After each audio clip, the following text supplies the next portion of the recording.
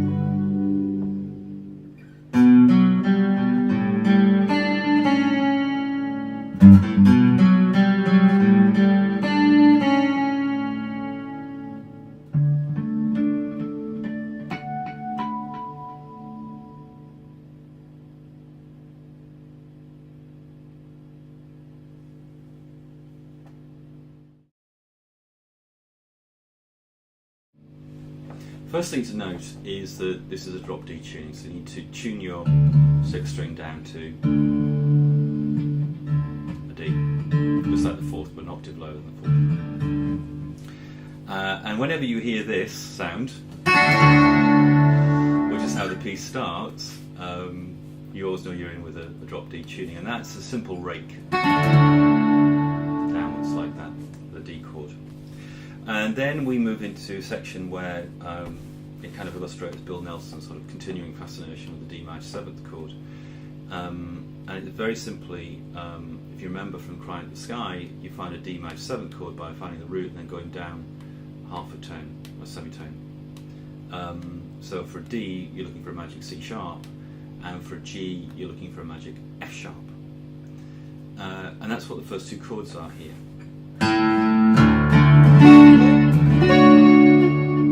D to D major 7, ordinary D, and D major 7 is found at the 7th fret, 1st, 2nd and 3rd and 4th strings.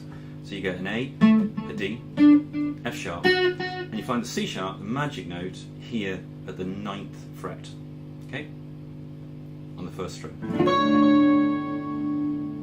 And that's D to D major 7 in that sense. And then there's a couple of harmonics, which are found at the 7th string, 3rd and 4th. Get used to them. You're going to be playing them a lot during the course of those. And then you're looking for a G major 7th chord, which again can be found at the 7th fret, 1st, 2nd and 3rd strings here. So G major 7th chord is going to have this magic F sharp somewhere inside of it. So it's going to be a B, a D and an F sharp. And that's where you find it here at the 3rd strings, where you get a D. F sharp is found at the 2nd string, and the 1st string gives you a B. Now fortunately, because we've tuned the D down, we can now find the G here at the 5th fret rather than the 3rd. So it gives us the opportunity to put in a bass chord. Now I'm a classical player, so I have a tendency to want to do that, but in reality the easiest way of doing this is just to bar the first 3 strings at the 7th fret. It's not very elegant, but it works. And then there's a B minor to A7 section, sort of little melody,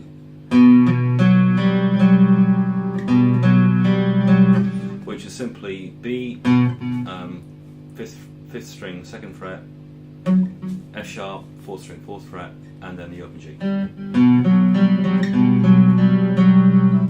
And then the A7 is just A, open A, G, and then D, C sharp, which is the second string, third and second frets.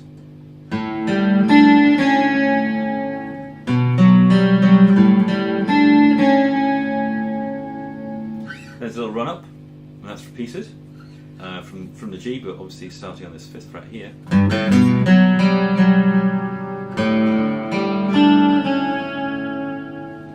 And now we finish the section with some harmonics at the 12th fret, 6, 5, 4, 7th fret, 4, 3, 2 and 1.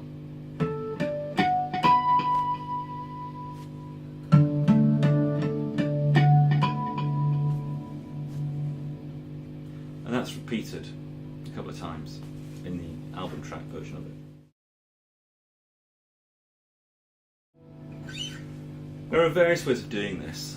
That's more true to the album track, but I'll show you a different way to do it as well in a second. But all it is a D minor chord, our trusty harmonics, and then it's a G chord actually. And you find this G chord by creating a C shape and then moving it up to the 10th fret. And I'm getting the A by second string, 10th fret. Yeah.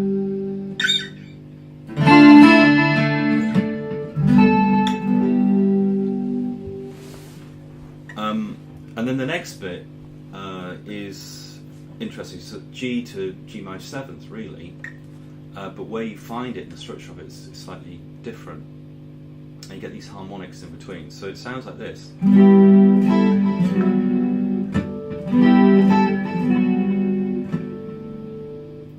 And what you're doing is you're having that C shape at the 10th fret as before, and then you find the major 7th by this shape, which is effectively, or is, 5th string 9th fret, 4th string 9th fret, and then 2nd string 7th fret. And that gives you F sharp, B, F sharp, and you've got a G in there as well, so you get G minor 7th.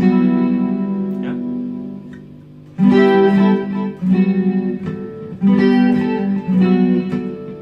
You're putting those harmonics in between. And then it's just a simple A chord.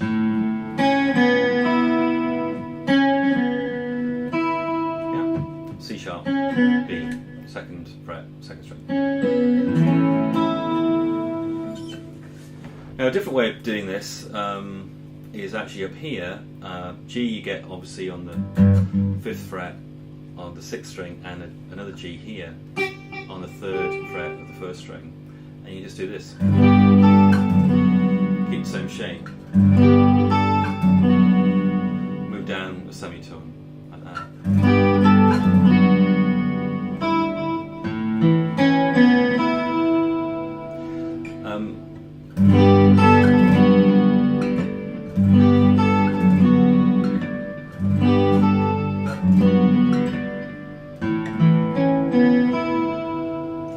It's fuller. It's a different way of doing it. It's not as true to the album track as that, but it's fuller. Also, you have to do this weird leap to get the harmonics, which is kind of a little bit uncertain, you know.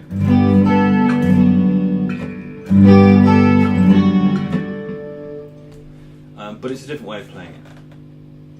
And then we go into this again.